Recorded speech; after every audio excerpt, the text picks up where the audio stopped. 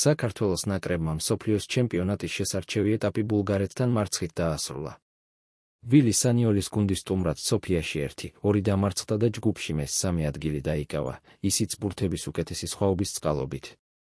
ბულგარელებს აქამდე ყველა 5-ვე თამაში წაგებული ჰქონდათ. საქართველოს ნაკრებმა კი ზედიზედ მეოთხე შეხვედრა დათმოდა თან სუსტ მეტოქესთან. მატჩის შემდეგ ფრანგმა სპეციალისტმა პრესკონფერენცია გამართა. ვილი სანიოლი საქართველოს ნაკრების მწვრთნელი რთულ პერიოდზე. ბოლო 3 თვე იმაზე მეტად რთული იყო, ვიდრე გვეგონა.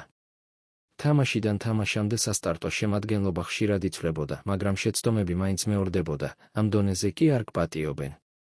პრობლემა ის არის, რომ რაც შეიძლება მალე უნდა გამოვიდეთ კომფორტის ზონიდან.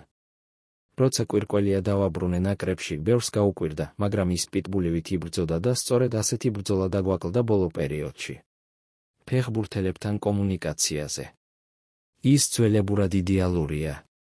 ფაქტია, რომ ძველებური შიმშილი აღარ გვაქვს. ყველამ მეც და ფეხბურთელებმაც ანალიზი უნდა გავაკეთოთ, რატომ ხდება ეს, რა არის ჩვენი რეალური დონე. შეცდომებზე და მომავალზე.